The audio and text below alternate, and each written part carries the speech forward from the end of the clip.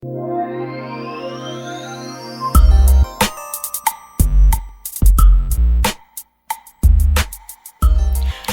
D&D fam, I'm Quick. And I'm Lee, and you're listening to Divas and Ducats.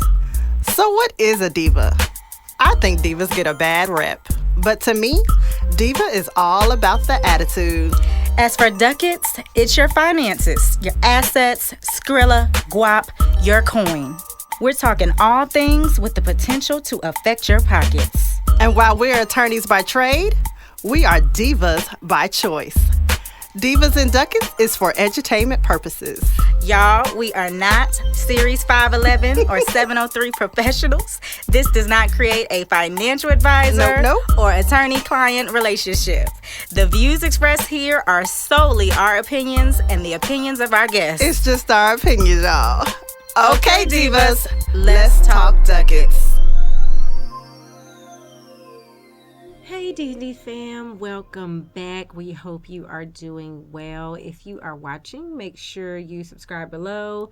Either way, make sure you listen, follow us on the things, Facebook, Instagram, Divas and Ducats, and our website, divasandducats.com. So, on today's Diva Docket, we are getting into a possible stream of income. If you are trying to make some more money, by now you've heard our little one talk about you need to find a high profitable business. So if you're trying to do some things, you know, here's an option. We brought in someone who is doing that very thing.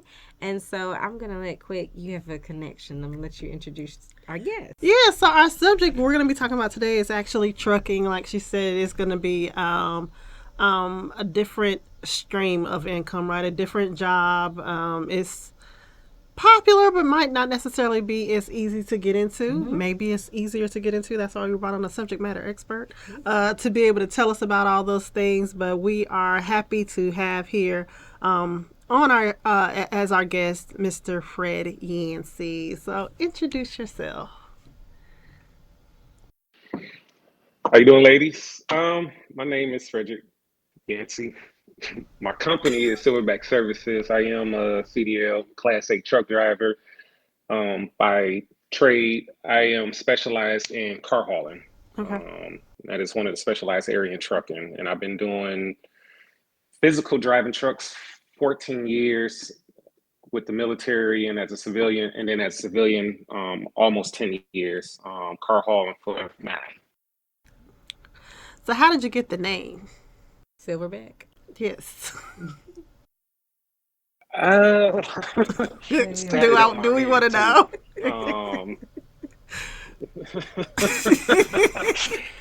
I love chimpanzees. I love gorillas. Okay. And I'm very chatty. I'm an Aquarius, so I'm a very chatty person. I learned how to condense, as I've been along this process. And gorilla they don't do a lot of talking. They just get busy, and they sit back in the corner and chill out. And it's a mantra. It's just get the work done. Let's talk, just do it. And I kind of adopted it and I use it to push me. I love that. It definitely made me think of Planet of the Apes. I was like, Silverback. I mean, don't play with that one. Yeah, I love that. I love that. Caesar was no joke in the Planet of the Apes. He wasn't, but he had to. His name was Caesar. Wait, was Caesar the Silverback? I thought the other one was the big one. No, Caesar was a chimpanzee. Caesar was a chimpanzee. Yeah, because he kept having a chimpanzee. The one kept bullying him because he kept having to be like. Like bowing to him. That's the wrong Caesar. She's talking about her daddy. We talking about. Oh yeah, I know. Yeah, I know Caesar. Right, we know Mr. Quick. I'm sorry, I was getting the ecosystem of the actual. My bad. We digress. So, back to trucking. So you said that car hauling was one of the areas in trucking. So, tell us some of the areas in trucking and how you chose car hauling.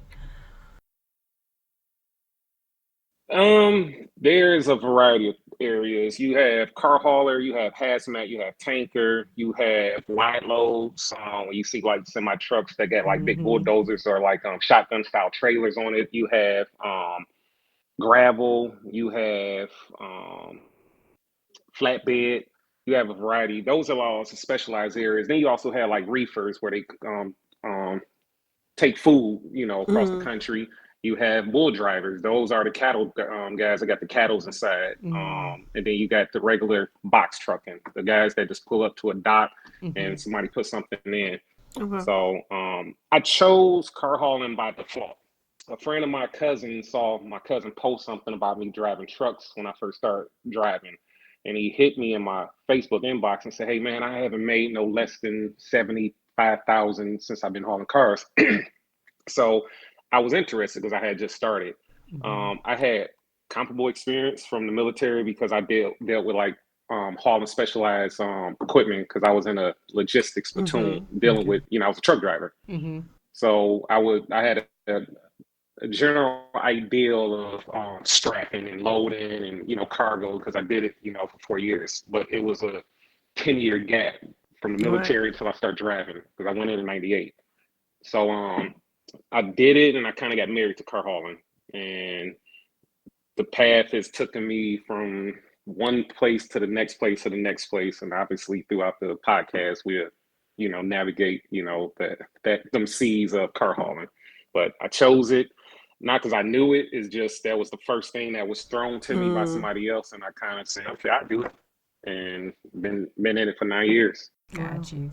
So those areas that you were talking about, like you just kind of listed the gamut of, I guess, types of trucking you can get into. Do you need like you call what you do is specialized. So do you need like certain specialized certificates for like all those areas, or some, I guess, more general than others, for lack of better words?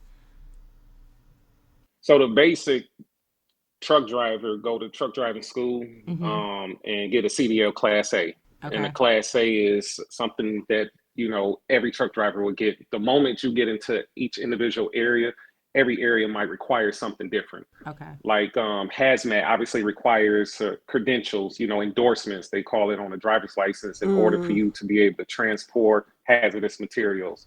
In order to get it, you got to, we call it Secretary of State, but everybody else called it the DMV across the Okay. country. So you have to go and get, tested and fingerprinted and all this other stuff. If you move in cars, it's just really training. If you hauling stuff that requires permits, you have to pay for that stuff. So if you hauling something that's heavier than the 80,000 standard, Mm-hmm. is 80,000 and above, you need permits. If it's so long, if it's so tall, everything beyond the parameters of trucking requirements like 80,000 pounds, 13 foot 6 inches, 80 feet off the back. Anything beyond those areas, you have to get permits for the most part to transport it across the country, or state to state, or throughout the city, whatever municipality you're in.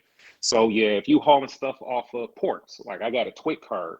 So if you go into the ports on the East Coast, Mm-hmm. some ports like in Baltimore requires you to have a TWIC card. You got to go through Homeland Security. Um, if you go on to Texas, so you got to go through Homeland Security to actually get certified to have that TWIC card, retina scan, fingerprints, etc. I know. Because it's a secure control area. So I think like Portland, Florida, Virginia, Mm-hmm. Maryland, California, like Seattle, and then Houston, Texas, they all kind of require those TWIC cards in order to even access it to pull freight off of it. So That sounds scary. that's kind of pretty much the gamut of permits. Yeah, he said it sounds scary. It really does. scared. Homeland Security, red. Wait a minute. It's a lot. Yeah. So, is Because it you got to think about it.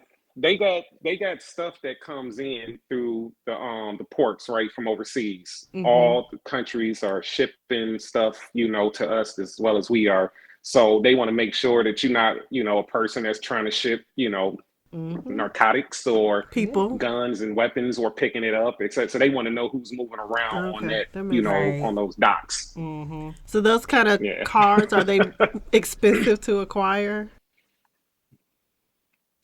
No, they pretty much is just like if you got felonies or you on a like an anti-terrorist watch list or something. They just want to know. So like a TWIC card might cost $150. Okay. I had a fast pass too. I don't use it no more, but I used to go from Detroit to Canada and Toronto. You know, we right there on the border. Like we can wave at somebody in Canada for Detroit. Yeah. So going through Mexico or Toronto, or to Toronto from Detroit or even Buffalo, you need a fast pass to kind of access it faster. Otherwise, you're going to get inspected every time you try to cross over. They're going to tell you pull over.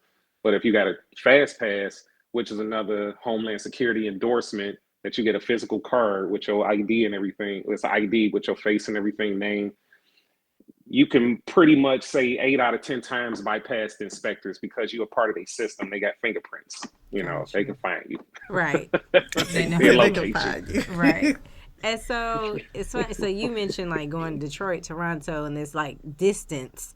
And so I've heard, I guess you could kind of tell us if it's true. Like I've always heard to make the money in trucking, you have to like drive the distance. Like you have to be a long distance driver. Have you found that to be true, or is it just as I guess plentiful if you're more like regional or? So I'm glad you asked. My brother and my cousin just went to CDL school, and my cousin and my brother are both about to actually go to the first company I started with in car hauling. Okay. So the information that's coming to a new person is typically one lens, right? This person's been in this lane for forever. Like I'm in car hauling, so that's where I'm specializing in, right? But I have general information, across the board. So when I first got in, I thought that, you're going to be going forever because I didn't know anything. I didn't know anything better. When I was in the Army, I went wherever they told me because I had no choice. But as a civilian, I'm thinking it's similar, but technology, everything's faster. You can network better and you can find people and find things. So long hauling, if you are long hauler, I met a guy today in Chattanooga, and he was explaining how he didn't like driving from Detroit to Chicago in car hauling because it's too quick. You got to load every day, and he'd rather load once and drive a distance. But for him, it's it's his preference. So the short answer is, depending on what area I'm trucking you in, and depending on what contract you attach yourself to or company, because I'm a contractor, so I always say contract. But if you're a company guy, depending on what they move, what kind of freight, what lanes they have. So you and Quick own a company, and y'all say, hey, Fred, we want to hire you as a contractor to run from Charlotte to, Atlanta. Okay, cool. Now, whatever me and you, we negotiate is what we negotiate based on that freight. And you might have a guy that doesn't want to go, from Charlotte to Atlanta. He might want to go from Charlotte to Tampa. And he's going to make more because it is distance. But what if that contract from to Atlanta to Charlotte is the same amount of money with me and you, us guys, and then say another guy I meet is doing the same run from the same, distributor to Tampa. It's based on what they negotiated. Okay. So, but typically in general, you can make more money going long. But if you get dedicated lanes, you deal directly with shippers, or brokers, but you rather deal with a shipper. You try to cut middleman out. This is how you negotiated it. So it's yes and no. I say that because what I do and what I make, considering what other guys make, you like, wow, you make that. And I don't mind sharing numbers, but that's because the contract that I joined, look at her, she's crazy. Because, so you might be new to this show. We talked early on, your friend will ask people how much they make just over coffee. Whereas, our community, we don't tend to really do that as much. We be like, you don't ask nobody how much they make. I don't so when you said that, right, she's like, oh. I will tell you this, people in like you got a lot of people, right? And I ain't gonna name any like gurus, right? Financial gurus, but I follow a lot of the guys that just had, the convention down in Atlanta. I follow all these people, right? And one of them I will say, like the guy named Alex Good Energy, right? And he's very, very particular. He's very simple in how he shares information, but he got courses set up. He only shares so much free stuff. Yeah. Then the rest is too detailed because it's a lot that goes in the truck in itself, right? but you'll have a person dispute something that he will say on his live podcast, or not his podcast, but his live Instagram page, or something that he may post. And when I look at it, I find truth in it. Or it might be truth that I understand, not understand, like it might be something I'm just familiar with, right? Another guy just never been in that area of trucking and just don't know it, because you don't know what nobody looking at. So if I told you I do 20,000 every 2 weeks, or plus another 4 or 5 in fuel surcharge, so a month I can take home $50,000 gross, not take home. And then my cost is, 50,000, take away 4,800, take away, 1,200, once you start cutting my cost down, what did I take home? Right. Okay, you still took home like 23,000 in a month, right? Before taxes. Right. I will share numbers. Somebody will look at my numbers because they can't see like a printout, a settlement sheet, my costs, and like, he ain't making that, but I do. Right. Now, if I said I was making $1 million a month, that, it's, some people can massage numbers. Right. Some people can say I'm making, 70,000. Like even today, if I could, I get my other phone in the West Car, I would show a screenshot. I got a buddy that did 30,000 in 2 weeks, literally today. It's called Woody Transport, and me and him, he the reason why I got into contracting. And 30,000 is what he grossed in a 2-week pay period. And from that, he'd probably take home maybe 19,000 that his account in 10 days. I mean, so he do that in a whole, he could do 60 in a month.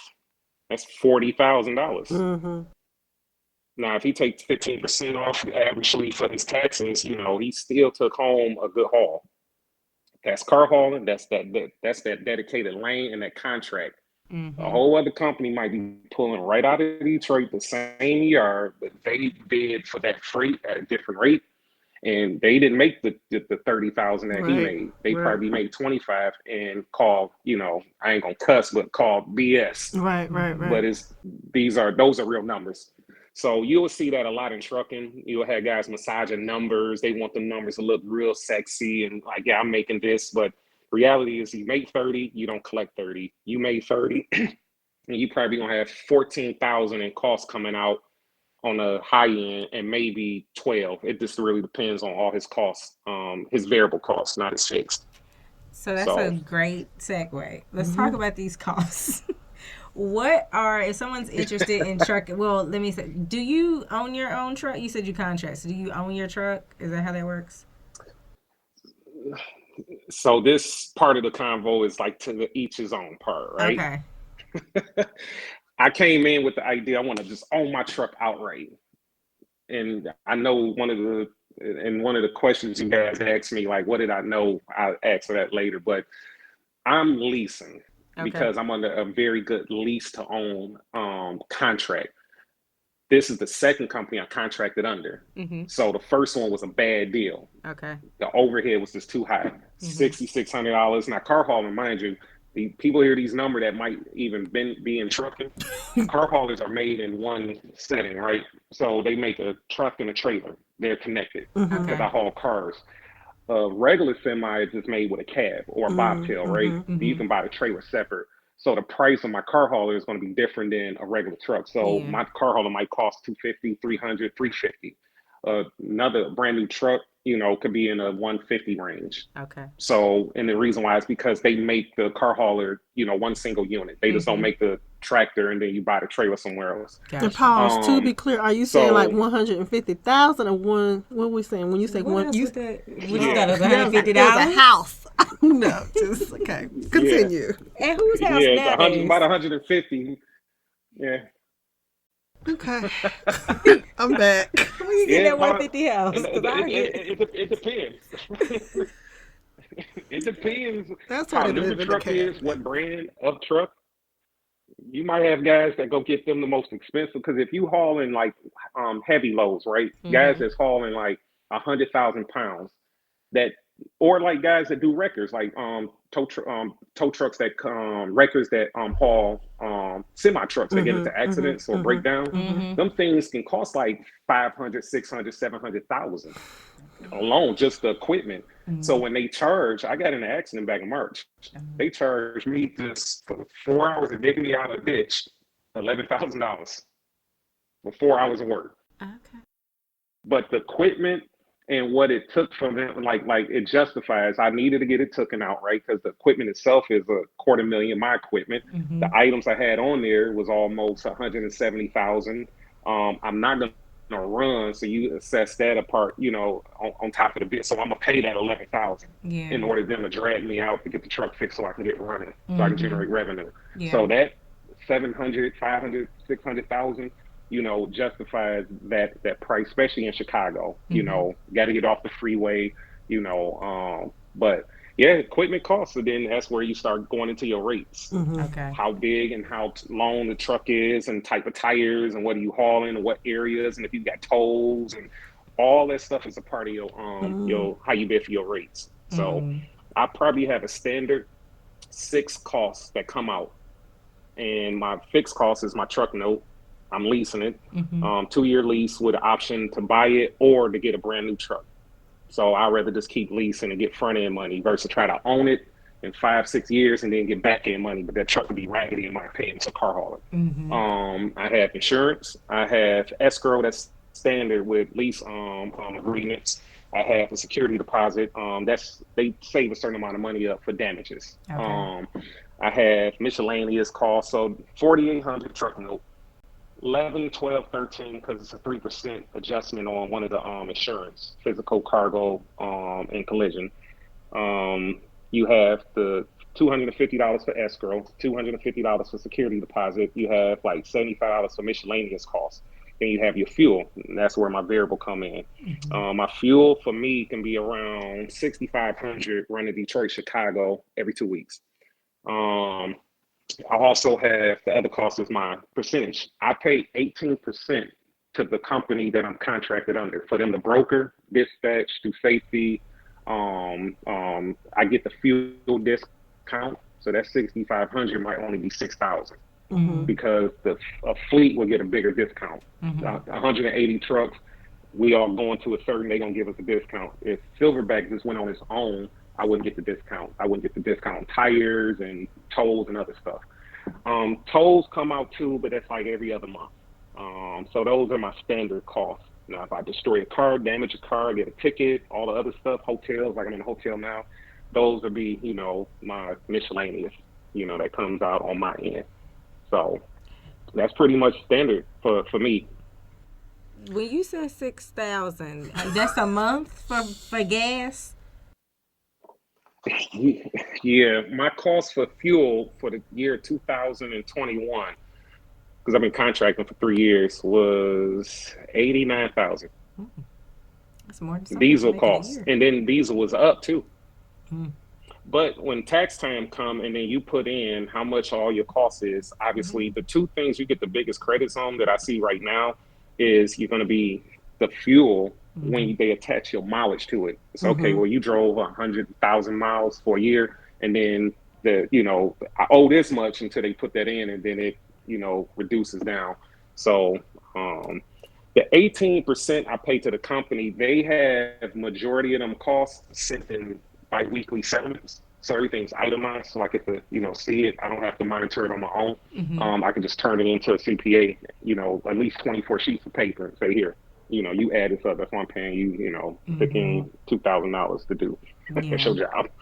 And so with you and then I give them my other costs. I'm sorry. Yeah, that makes sense. I was just gonna ask, with you contracting, do you pay like to your taxes quarterly? Like you just kind of send that in? So that's the area that me and a couple of my buddies was talking about, and people are in different areas, so it's kind of to each his own. Okay. S corp, C corp, LLC, how you want to incorporate, how you want to pay yourself. If you're going to pay quarterly, if you're going to pay yearly, do you save 15-20% every time you get paid and put it up into an account, and then wait to file.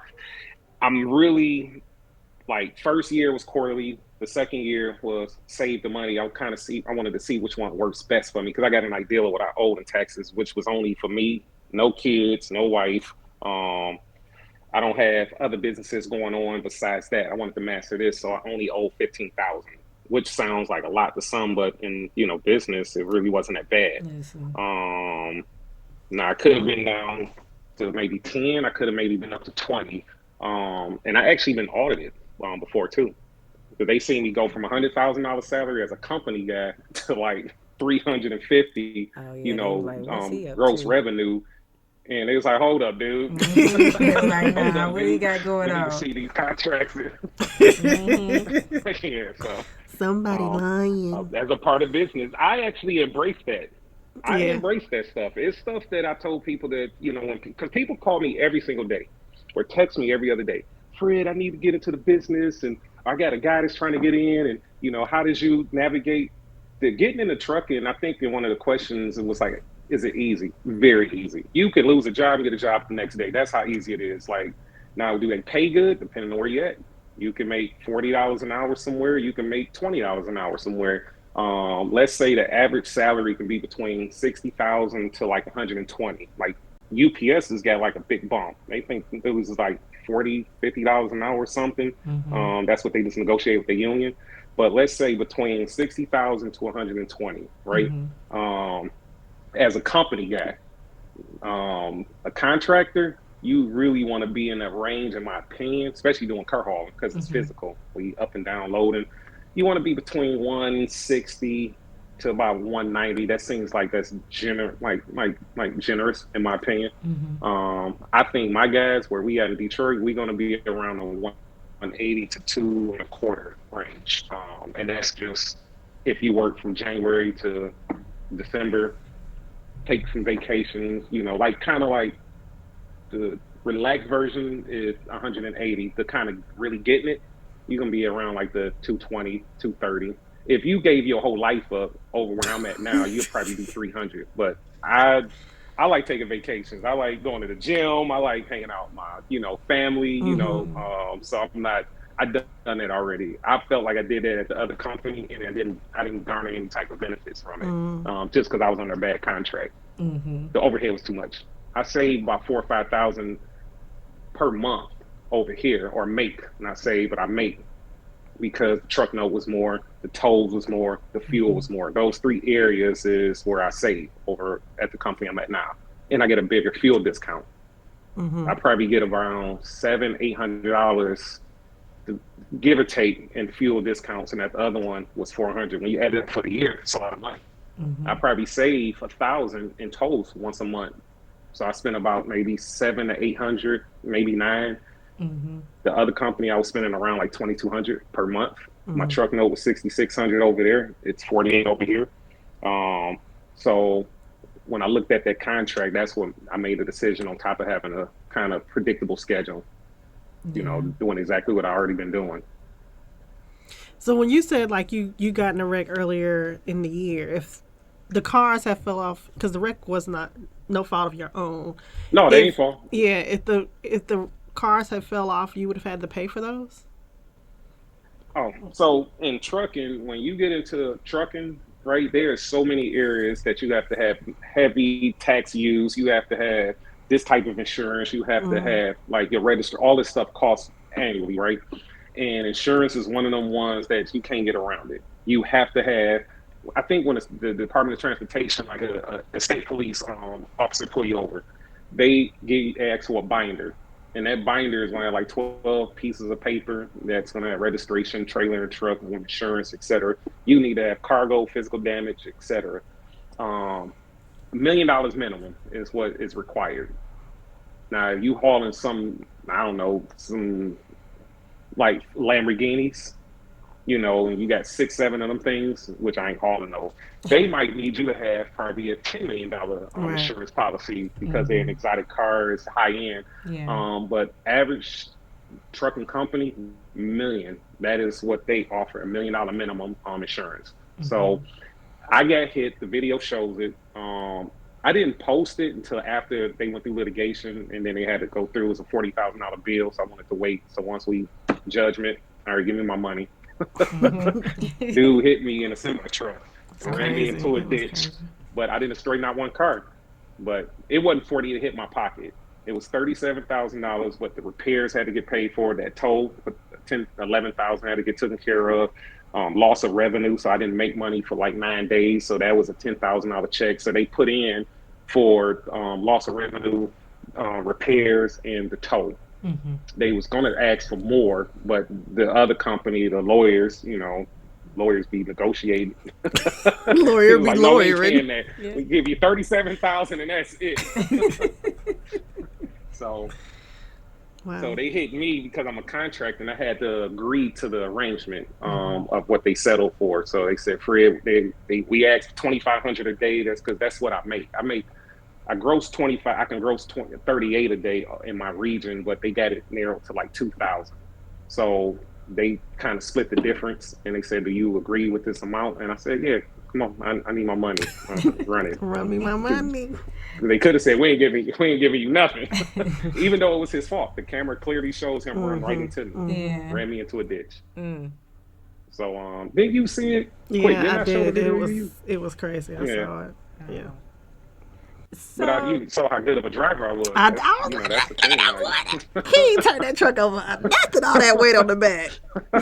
right. I guess they teach that part of school. Fully loaded. That's that 9 years of experience. Because that first year would have been like, that's crazy. Most people that know anything about driving trucks, that see trucks, right? For me, not to, because I'm top heavy when I'm loaded, because I got cars, and I got 9 individual cars that's bouncing, that's all strapped up individually, right? So I got all that kind of domino effect vibration. Um, Going into a ditch at an angle, most people were surprised at like 55, 60 miles an hour. I didn't turn it and flip over. So when I spoke to the owner, they was just like, they thought I was Thanos. Like, like this guy's a Not beast. Thanos. You stupid. That's fine. Well, we're just glad you're here to tell the story because Very. Very. Yeah. so I am too. right. So speaking of income, because I know you talked a lot about like what's in your contract and all that. So to clarify, like how do they calculate your income? Like is it by the load or what you're transporting or the mileage or is like all of Oh, that? how's the rates? Yeah. So rates can go a few different ways. Mm-hmm. You can get, if you a company guy, if I work for a company, not a contractor, right? A Mm-hmm. company guy can get paid a daily rate. Say they pay him 250 a day, 300 a day. They can pay him an hourly rate like anybody else, $25, $30 an hour. Mm-hmm. They can pay him like a mileage rate and say, okay, you're gonna go from here to Detroit, Chicago. We're gonna pay you $1.50 a mile. The guy might say, nah, I need more than that. Now, most company guys, it's not gonna negotiate because they don't have they're not dealing with costs. Yeah. So they're just getting paid money to do a job. Right. I would negotiate because I got costs assessed. Mm-hmm. I'm like, I need $100.75 a mile versus, and you can get in car hauling, we can get paid by like say 9 units. I got 9 units on my truck now, right? Mm-hmm. And I'm like, look, I need $250 per unit to go that distance. When you add it up, you can still have it at like, I think this load is paying maybe $5.75 a mile, like $5.75 a mile to go from Chattanooga to Dallas. Okay. So if I drive loaded, and then say the next area that I got to go to is a hell of a drive. Say I got to go to Houston, and I got to drive empty, and say I set it up like that. That $5 drops down to $3. Every distance I drive from the last drop that I have to go get my next, I start losing money. So it started decreasing. Okay. So in Dallas, I'm picking up Lexuses going back towards New Orleans. I'll be in New Orleans on Monday. Like so I'm running the South for about 2-3 weeks. So I didn't lose no money on running this load. But sometimes guys put themselves in that trick bag doing that. So contractors will negotiate it every different way. A company guy only is going to get paid like that. A contractor might say, let's give me $10,000 flat. Empty miles or loaded miles. It just really depends on if he knows 10,000 is going to cover his cost, for however long it takes. I'm trying to think like union. I was in the union for 5 years. The way they went through and negotiate everything, like how much it cost to per mile. If you had to move a car out of an area, so you got them in a bay, you go to a grocery store and imagine it's three cars, and say your car is the middle one. Now you got to move one of the two on the end. They say, Mm-hmm. okay, every time you move a car, it's $2.50. You know, if my driver got to do it. Every time you go to more than one dealership, a driver get paid for each stop. They had everything set up to where, okay, this load just to load it costs $50. Then the delivery costs $9. Then to the miles from where you load it to where you deliver it is like 300 or something. Every little step involved in it can add up to $500. But they had it all broke down to each individual step. So the driving is one amount, and then moving the cars and unloading and the loading. So like I said, car is a lot different than freight because them guys get paid say $1.75 a mile, drive from wherever to wherever, pull up to a dock, somebody unload it. But the thing with them is they might have to unload it, so then they might get paid an unloading fee. They call it, like a lumper fee or something like that, where they got to go and grab a pallet jack and then drag stuff out. That's rare. I ain't gonna say rare, but it's not as common. But Mm-hmm. if so, guys, like, I ain't unloading that. You gonna pay me for that? I'm just driving. So everything's worth negotiating. Yeah. You got to work for it. They Yeah. like, no, that typically guys get paid $1.50 a mile. We paying you $1.75. So they kind of trying to, they try to put that extra, 15 cents in there, you Mm-hmm. know, and some guys ain't going for it. I know, give me $50 to unload this, this trailer. So, So to protect um, all these coins y'all make, like who's on your team? Because I know you mentioned a CPA. You were talking about organizing your company as however you're going to organize as Corp LLC. So, did you like research to be able to do that yourself to set up that business, or did you have to hire an attorney? Do you have a CPA on staff? so when I first did it, my buddy that I just told y'all about, my boy Chris, he hit me because a guy told him, like, I'm big. If you're a brother, you a sister, you ask me something, I pull my phone out and show you what a settlement look like. Mm-hmm. If you don't know how to register your business in Michigan, I'm gonna send you the link. Give me your number. I'm gonna send you the link. It's $50. People be paying two, three, four, 500 for somebody to do Mm-hmm. all that. Mm-hmm.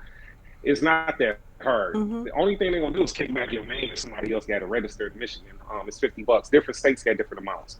So when he told me about this Amazon contract, that's when I was going to go out as a contractor, me and him. And I was like, well, what's the first step? So me being me, I'm like, okay, I'm gonna sit down. I'm at home. I'm Googling stuff, and I said, oh, that's not that hard. I'm gonna do it. Mm-hmm. So I registered as a business. Okay, all right. Well, let me go to my credit union and see how do I set up a business account. I'm with Chase now, but I'm still with one bank, but I use Chase as a primary. Mm-hmm. They just got liquid. So I went through them and then getting the IRS number. I was like, what do I just Googled it. What do you need to be a business? Mm-hmm. And I'm like, I know what information looks bad. I'm big on that. I'm like, that looks wrong. That's not right. And then found something.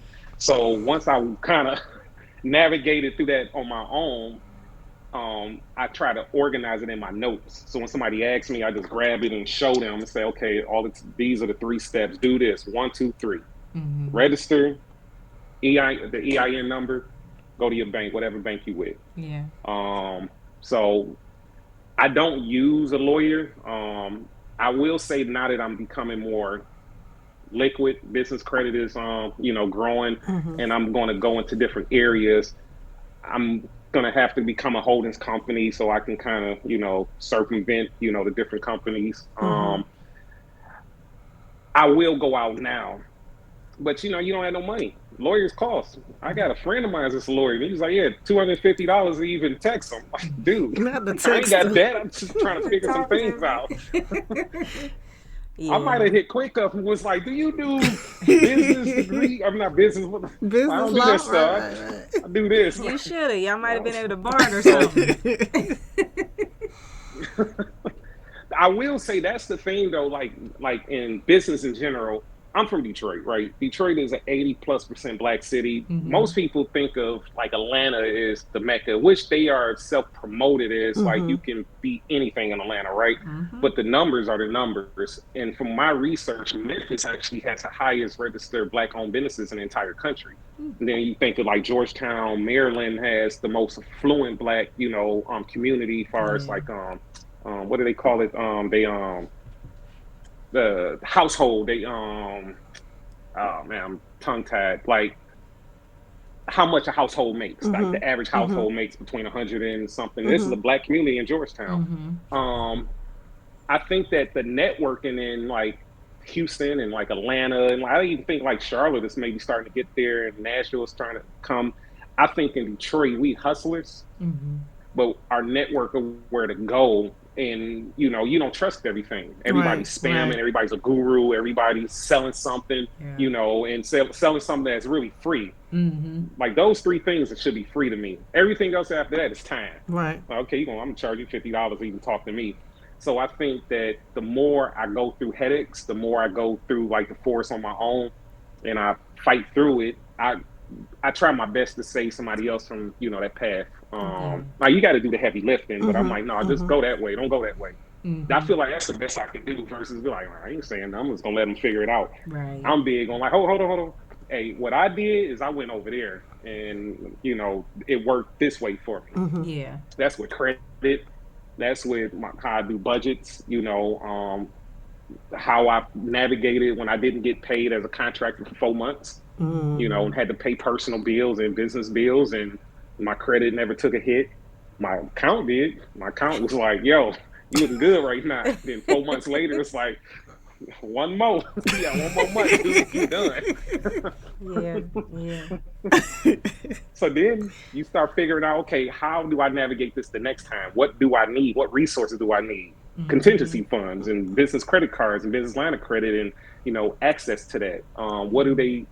What do they need from me in order to access them type of resources? So when I took them hits, it was more being in survival mode and I'm just starting. Mm-hmm. So I'm like, oh, I'm glad I survived it. Mm-hmm. So how do I survive it in a whole different way? In my head, I'm like, I'm gonna save $100,000 and I'm gonna take my own money and invest. I'm like, nah, your name is good. Banks will give you money. Yeah. Use the bank's money. Go get grants. Mm-hmm. Get loans from Mm-hmm. somebody else. Mm-hmm. Separate yourself. Yep. So I had to start switching like that business The kind of, thought process. going Yeah. from like a company guy. Yeah, because I ain't got that type of money where I'm like, I'm gonna take 10 million of my own money and I don't have that type of money. I'm a Mm-hmm. regular guy. And even the So people who do, I they're know how to not pay gonna my use 10 million bills. Yeah, of the their people own that do money. will not be using their own money, which is how they get $10 million. I didn't. I did not think about you don't think about the type of Yeah. stuff now Mm-hmm. when my uncle always said like keep your name clean, right? Mm-hmm. So even when I could have been like we were say struggling, I might have been doing better than others. I could still go to the bank and say I need 10, 15, 20,000, because my credit score is 812. Mm-hmm. They gonna give me money because I pay all my bills. I got a relationship with them. Now, if I was like, man, I'm about to just ball out, not taking care of my stuff, when if you in business, something's gonna happen. Mm-hmm. Yeah. Mm-hmm. You're gonna have a hurricane that's gonna mess something up in the inventory. You're gonna have some type of COVID. You're gonna have a layoff. Something in business and whatever area might slow down your productivity. So if that Mm-hmm. happens, how do you pay that $4,800 a month? Right. If the diesel increase for whatever reason from $4 to six, it's almost seven. How Mm-hmm. do you deal with that cut into your profit Yeah. until you can get flush again? What Mm-hmm. if you own a building and say a car ran into it, and now you own a bar, a restaurant, you ain't got nobody coming in there. It's a car sitting in the middle of your lobby. How do Right. you pay the person that owns that building a lease agreement? Right. Mm. Or the mortgage if you mortgage it out. Mm-hmm. Say you cashed out on it, but that's your main revenue. Right. So contingency funds, is everything to me. Being able to stay cash, to have cash flow, Mm-hmm. Yeah. Mm-hmm. to have access to emergencies. That's one thing that y'all didn't ask, or y'all didn't ask, I wouldn't know it. Some people, when they get into trucking, if they don't have cash or credit, right, but they got the ability to generate revenue, net 30 accounts is a big deal, especially in trucking, right? Where you fuel cards, tires, stuff like that with maintenance shops, and they give you 30 days to pay your bill, 15, Mm. 30, 45, 60 days, whatever. Mm-hmm. So they got these things called factoring companies, right? Usually factoring companies have fuel cards too. You two got money. Fred just started out. All right, Fred, you say you moved the load from Target to whatever in Chicago, right? Mm-hmm. They owe you $2,000. we'll give you the 2,000, but we're gonna charge you 3% of that. But you will have access to that 3% of that two, or not three. You'll have access to $2,000 tomorrow in 24 hours versus you got to wait, 30 days. So if you don't have any cash, you might, and you running like that, you might have 10, 15,000, within a month that you got to wait for, but you got to pay for fuel every day. Yeah. And in a month, you got fuel, tolls, truck note, insurance. So if you able to get access to cash, you would do it. So if you have the ability to save enough money, you don't need to spend that 3% no more. But until then, that's an option. You can use a factory company, and that's big in trucking. They just, it's like a check advance place. They gonna charge you 2-3%. Yeah. Give me my that's money. Way lower than the check advance place. Yeah. So the net 30 is a type of account. They don't want to rob you. Right. Yeah. Yeah. So the net 30 is a type of loan. Net 30s.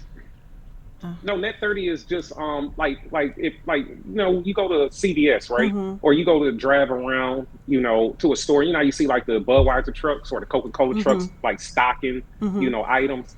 Or if you go to, like, say, even a restaurant, like meat and liquor and stuff like that, those people give those business owners those products on consignment.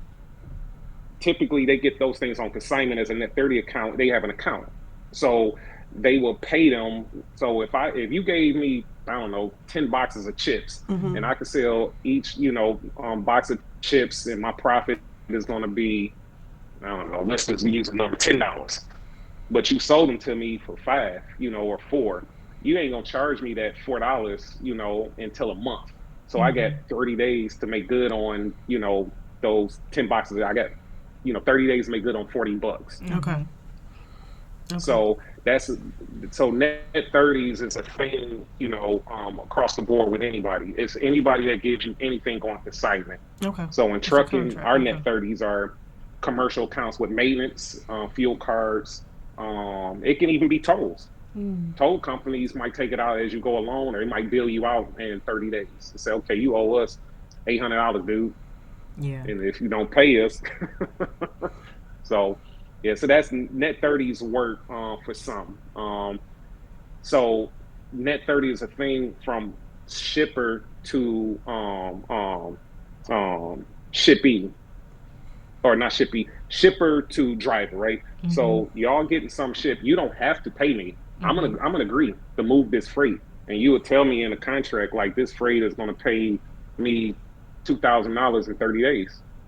I'm like, okay, I got to take it. It's rare that anybody's going to pay you right then and there. So you take those invoices that you have and go to your factoring company, and then they'll go to the company that owe you. Oh, okay. They're gonna give you your money. Okay. They're gonna take 3% off of the 2,000. They're gonna advance you the money, but they're gonna get the full amount from them. Gotcha. Okay, that makes sense.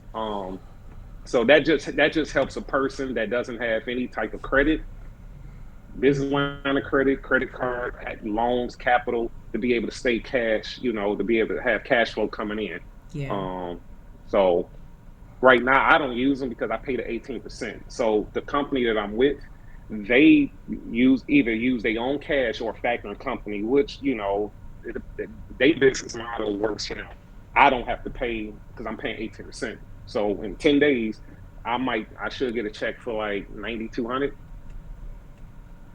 Okay. In 10, because I'm already paying. I don't got to pay them 3%. I'm paying 18. Not the 18. The 18. My 18% is really 17, but it covers all those areas. Right. And contractors got to pay a dispatcher. A dispatcher, I know that's in an area. If you say like you get in the trucking, but you can do dispatching, broker. You can obviously be an investor. You ain't got to drive. Y'all got enough money. Go get a box truck, a straight truck. Go get a semi truck. Put a guy inside of it. Y'all don't want to dispatch. Okay, we just gonna buy the truck. We gonna hire a whole company or a group of people to run our truck for us. We just gonna collect checks. We ain't got time to be dealing with maintenance. We gonna have a person. Hey, look, we buying 2, 3, 4 box trucks. These trucks, how much can they make? 20,000 a month, maybe. All right, what we gonna collect? It's a supplemental income. All right, we're gonna collect 5,000, 6,000, 7,000, whatever it is, off of them, all them trucks a month. Y'all can collect more, but you got to pay that dispatcher to dispatch the freight out. You paying money on a broker board that dispatcher can go on a board and look for loads in an area, and they charge you a monthly fee to look at freight. Um, you paying, a certain amount of money for fuel cards unless you got a lot of cash to be able to run the truck. So this again, like that, they might advance you money at these fuel card companies, not money, but they won't charge you for 15 to 30 days as you're going along, or they might charge you after you hit a certain amount. If you get to 5,000, then we gonna take out 5,000. We don't let you hit this number as you swiping a card. So as an investor, you can just pay people to do all that and just collect the check. But if you're the operator, you trying to cut the middleman out for a lot of different areas. Like, I don't want to pay this person, because I'm into it. Yeah. But then if you don't want to deal with paperwork, you ain't trying to hunt down stuff on the computer and loads and stuff, you pay somebody for that. They're an expert. They get on the computer. They know what areas are hot. They know, what's going on. They might have direct relationships. That dispatcher is cool with the shippers. Like, hey, Fred, I got a load. I'm a car hauler on a contract, but if I was freight, they might, like, if you two dispatching, y'all might have relationships with 20 different people that can keep me moving no matter what, because that's the area you in. And sometimes you ain't got the time as a driver to get up and be looking at trucks and driving and maintenance and pre-trips and brokering loads and signing contracts and your paperwork and then stacking it into, a whole bunch. I pay somebody for that. I pay QuickBooks $10 a month for them to monitor my car. Like you trying to condense and reduce, how involved you are, because you can't never be as 100% organized. It's just too much going on. Yeah. Too much paper trail. Yeah. So do you know how people get involved if they don't want to actually drive? Some of the things you mentioned, like dispatching, or I guess getting some box shop, like how do people get into that aspect of it? I always defer people to the guy named Alex Good Energy. His program, his platform is specifically based around people, because he doesn't drive. He's never driven. He's the face of his company, right? So he has other people. He said, like, could be a relative or something, a homeboy or homegirl, but he got people behind the scenes that do all the heavy lifting, and he's a good marketer. So he's kind of used as the mouthpiece, but he has tutorials. So if you're just trying to get into dispatching, he might charge you $300-$400 to get into the actual. And don't quote me on this price, because it'd be $700. But they walk you through a whole course in how to dispatch, the language, the contracts, like all that different stuff. Then he got other areas inside of the courses. He got different courses. So if you're trying to be a broker, what do you need? What credentials? Everything's inside of those courses. So if you like, I ain't trying to drive, but I just want to dispatch, or I just want to invest. I just want to buy a truck because I got credit or cash, and I just want somebody else to run it. They got like a network set up already where they like, look, we have run your truck for you. Gotcha. We charge you whatever to run your truck. You got companies like Landstar. I got a buddy that did that, where he bought a couple of dualies. We call them hot shots, where you see the big pickup trucks with the trailers on it. And he had a company called Landstar, and he didn't touch them trucks. They did everything for him. They dispatched, they brokered, they called his driver. It was a guy he knew, but he was like, I'm the investor. I brought the equipment. So I'm just going to get my cut. Right. So you don't have to drive. You don't need a CDL. Like one of the requirements as a company, though, so you two registered, you have to have like AMC number, you have to have a DOT number. That's through the federal government, the Federal Motor Carrier Safety Administration. I'm saying the acronym wrong, but that's what it is. Don't give me the line up here, but it is the FMCAS. One of them is twisted around, right? But a DOT number is what a trucking company is going to need in order to run freight. So you got to get approved from the federal government, because our driver's license are federal. So it's $300. It takes about 2 weeks to actually get approved. And again, you don't have to drive. You don't need that. You don't need a CDL to actually have that.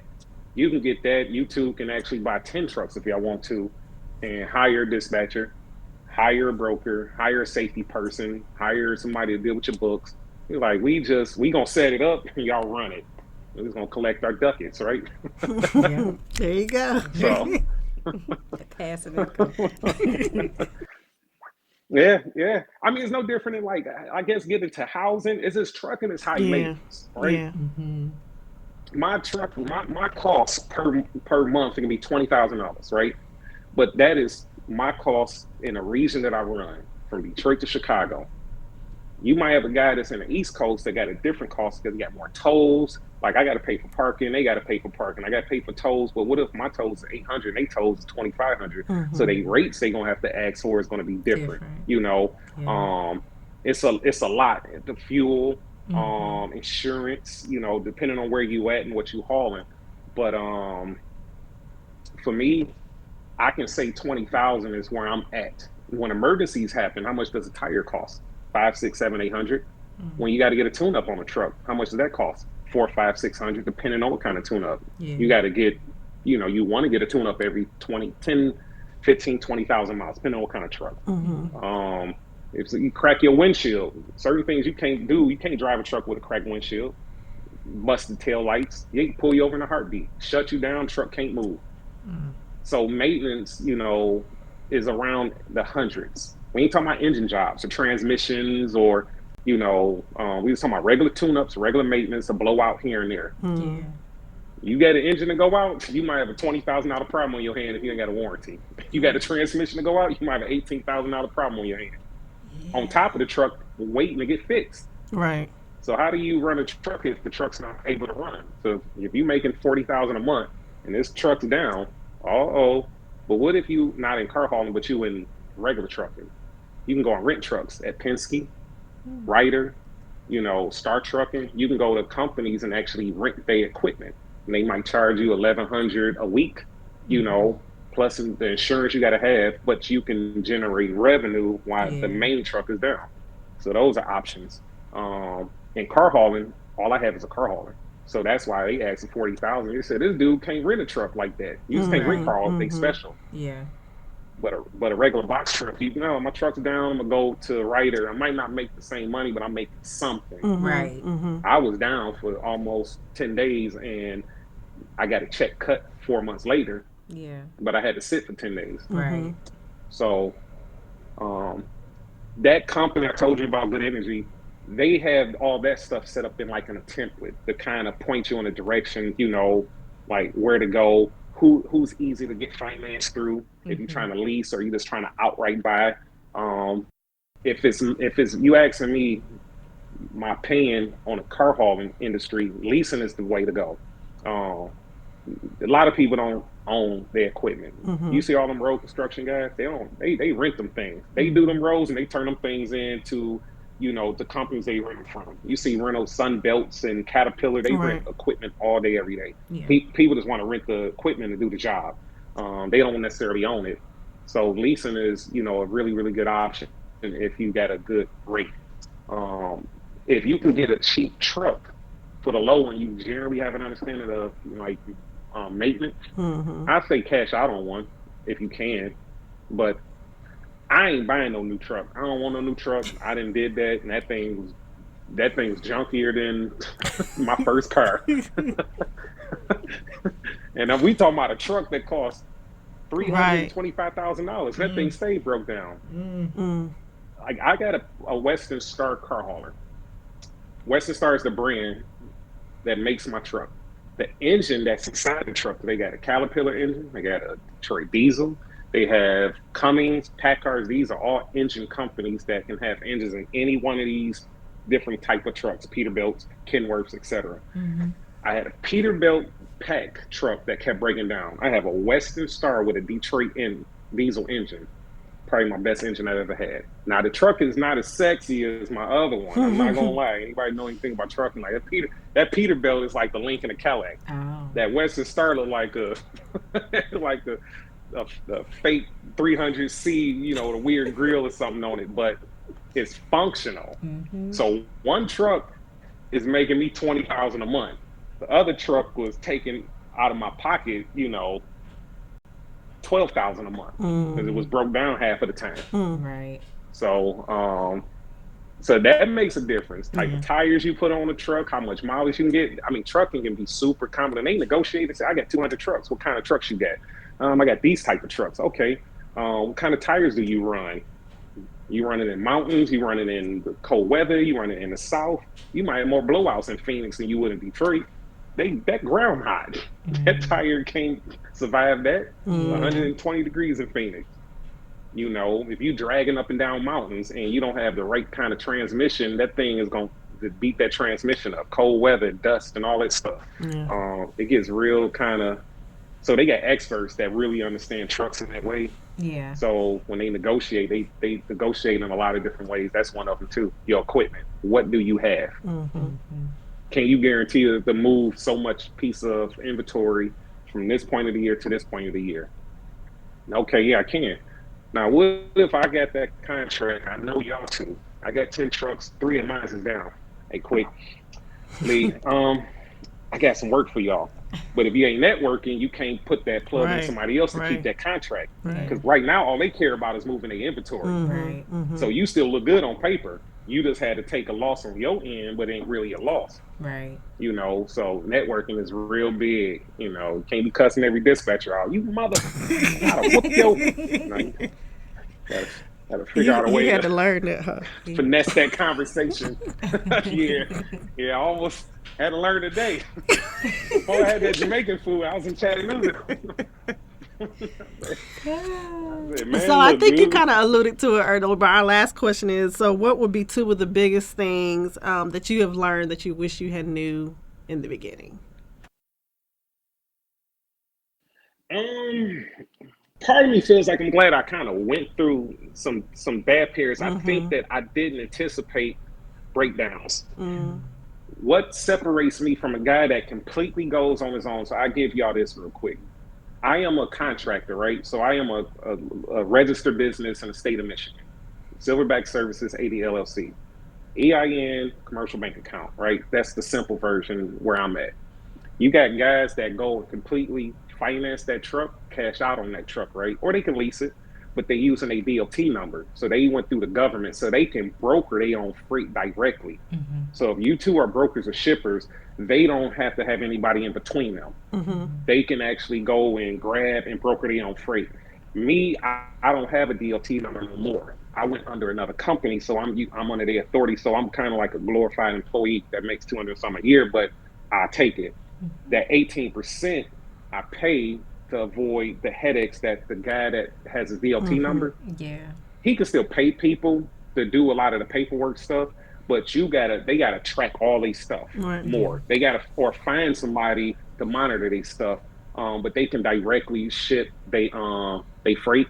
They can go to the shipper. They can go on to the load boards, they call it a truck stop or DAT board. These are load boards that you can go and pay 100 and something down to $29 a month, and you can look. So I want that load. Click and hit it. But before you can get on there, you need to present these people with insurance and DOT number and etc. So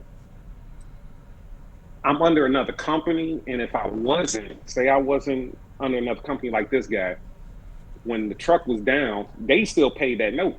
I didn't have to. So when that truck kept breaking down, I kept having issues. The kicker is when I generated a certain amount of money, and say I would make 20, 26, 27, and I might take home 14,000. We getting all that money we had to pay out when the truck was down before you even get a check.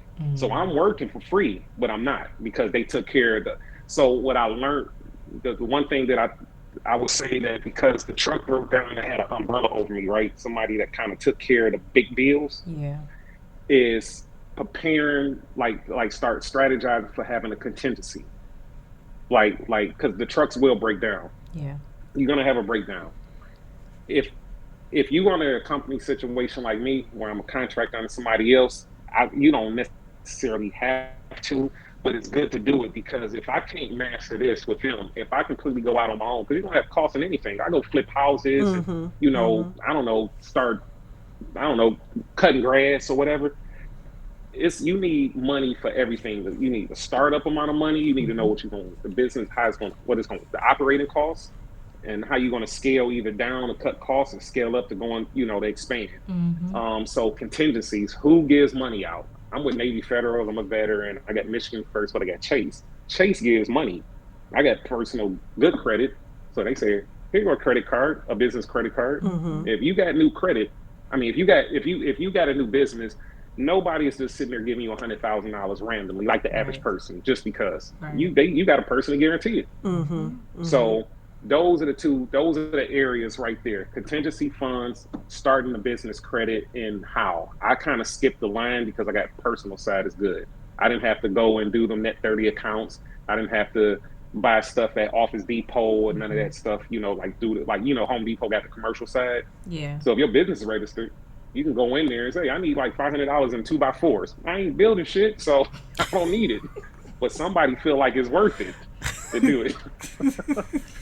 Oh, Fred with the That's just me, 812. but for somebody else, it might it might work. But for me, I didn't know if it was something that I wanted to do, and I didn't think it was gonna benefit me.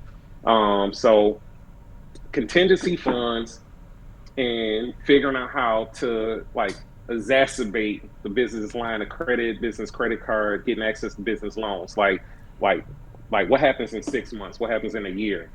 Because this ain't gonna last forever. Mm-hmm. Do I want to own this truck? Do I want to stay in this business, or do I want to build business credit up to a point where Chase is saying, "Mr. Yancey, here's $1 million. Oh, you want that bar? You want to call it the Velvet Room, a pool hall? I got an idea for a pool hall. Here, we give you a business line of credit for that. Like a cigar lounge to make it Yeah. sexy with Uh-huh. the red tables and leather. Okay. Yeah, they're plush. Mm-hmm. Go ahead, You Chase. know. Pay for that. Yeah, Why not? call it the Velvet Room. So I don't want to do trucking with other people. Mm-hmm. I work hard. How many people's gonna come south? Maybe two of my homeboys would have did it. Mm-hmm. Mm-hmm. They like, look, we are suffering Detroit if the freight go low. Fred is different. I'm like, nah, I'm gonna come south. I'm gonna run south and generate revenue. So when it gets a little clean, that's the sacrifice that I gotta make. Mm-hmm. I don't got a 9 to 5 job. Yeah. Now when it's cracking and I'm home, I ain't being funny. I just looked at something. And for my age, I'm in the top 10% of salary. Mm-hmm. It's rare that not rare, but like making 200 and some thousand. For I think any that's the top age. 10%, Let's like talk 40 to 40. You in the top 5. Let's be clear. Top And that's 5, any easily. age. Might be 60, top 80.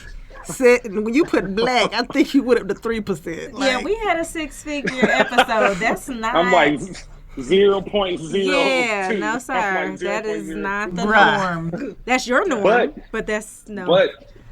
But this is almost 10 years. Yeah. Because it went from like 60 to 68 to 72 to 78. Then I jumped to 90. And then for like 4 years, I was in 100 range, like 105, 8, 97, 115. Then I jumped over, and got to this salary. Mm-hmm. So this is new. This ain't like years and years. So like you see a $20,000, like say in 4 months, I saved literally this year in 4 months, like 42, 47. I think it was 47, but let's say 42,000. Still paid bills, took trips, still, but able to just keep stacking. We're talking about 4 months of that. And when you look at it, it's like, wow, I'm there. But I didn't go out and buy no diamonds and no jewelry and no long sleeve Escalades, and I didn't trick it off. I just wanted to look at it. So, okay, I'm about to double that. Then I'm gonna double that again. It ain't tricking I'm if you simple. got it. But I think even still starting off in this company at 60,000, that's great. Yeah. Like that's a great starting salary. I told my brother,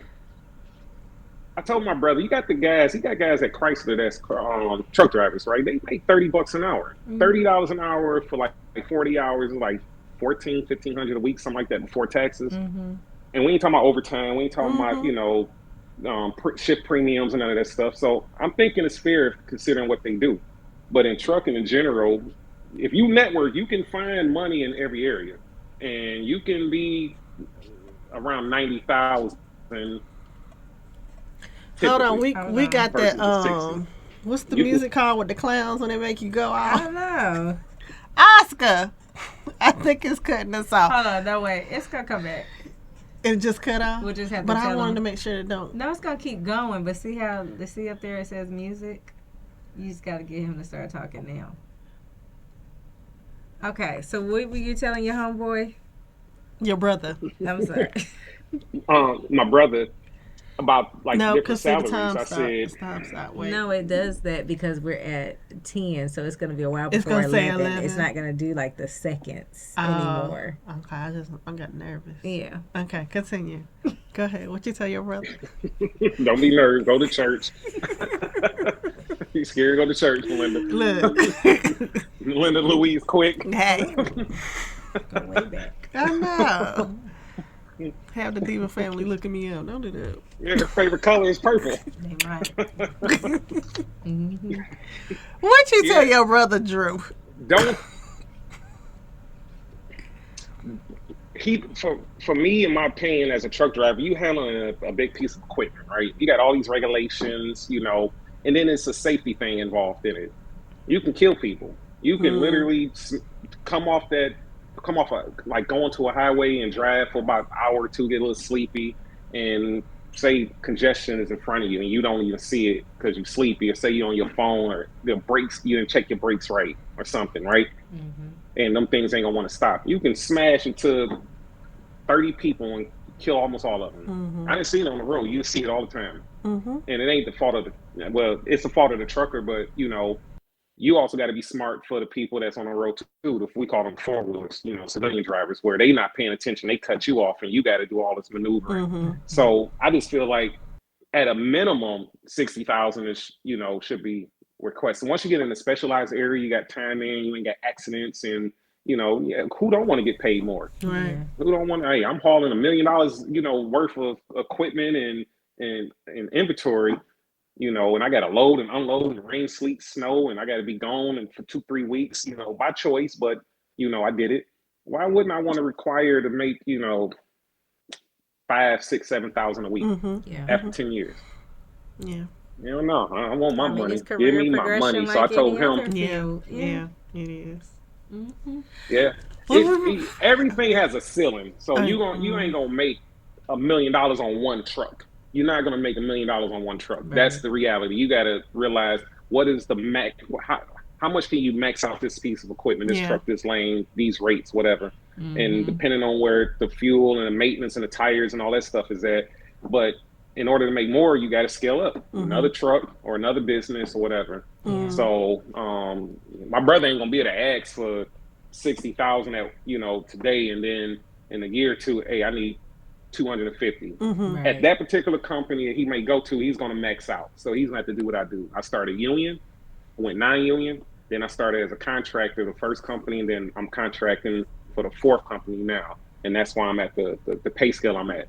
The first one, you almost consider me making the same money as a company guy. I was in 100 range. But as an owner operator, I should have been 150, 160, 170. I was like, I'm only made 125,000. Some people might think that's great, but as a contractor, nope. Because your costs are still. No, I need more. So I found it, and that's what comes with networking. Me being cool with my boys, and hey, bro, and they sending me emails and settlements, and I'm looking at them, and I'm like, this is 2 weeks. I was like, well, let me see the breakdown, and I'm like, ooh. And then I seen the contract. I was like, sign me up, coach. I'm ready to get in this thing. Put me in, coach. Right. I need that money. Right.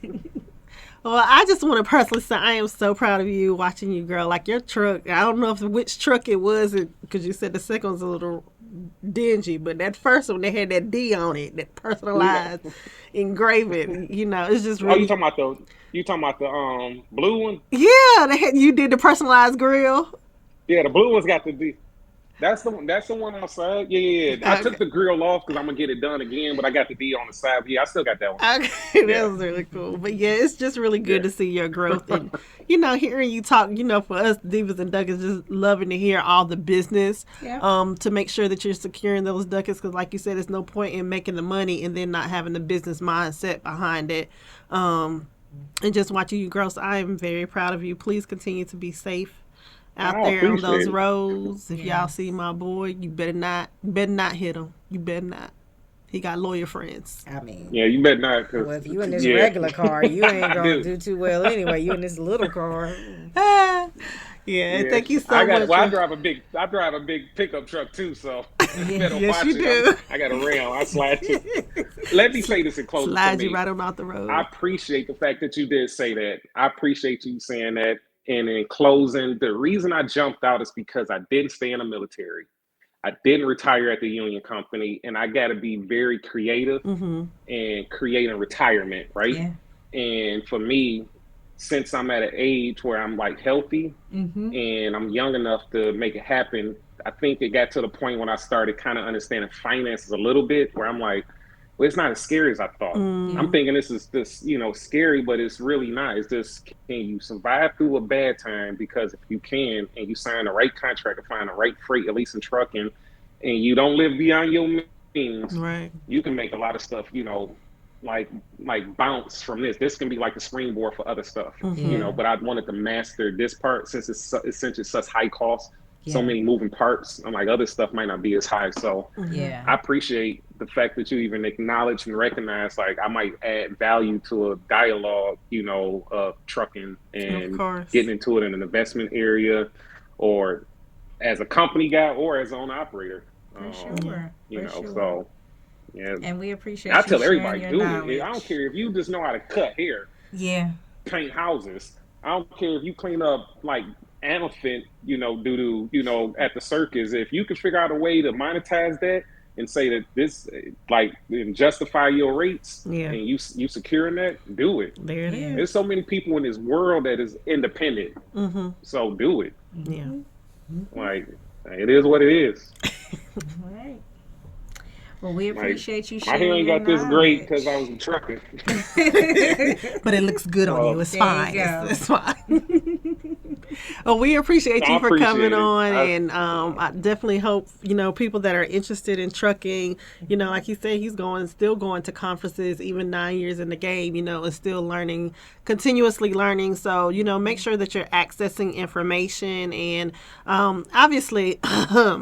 There is money to be made in it, and you ain't got to spend $80,000 on no degree to make $60,000 like other people. So no, there it is. Like let's be smart about these things, access and network, and So thank you so much for coming on. 60 and be a bum, or you could be out here killing it, and you could make 200. And not have nothing going on. Yeah. If you ain't smart with money in general, you gon' fall short no matter what. Yeah. Absolutely. You better get financial literacy. Needs to be a part of the whole deal and package. Absolutely. Structure a budget, understand it, and stick with it until you feel like, okay, now it's time to do something a little bit more. Yeah. It ain't gonna be overnight. Yeah. Like, I'm 3.5 years in. Average person 5 years, right? Right. And I feel like I've been caught a wave of like, ooh, maybe 2.5 years, I might be right there. So. Well, thank you so much, and we appreciate it. So, Diva family, make sure that you're following us on all the things on Facebook, Instagram, and on YouTube. We are under Divas and Ducats. Make sure that you are subscribing, following, and commenting. If you hear an episode that you got something from it, we would love to hear from you guys. So. In the meantime, in between time, Diva family, have a great attitude. Bye.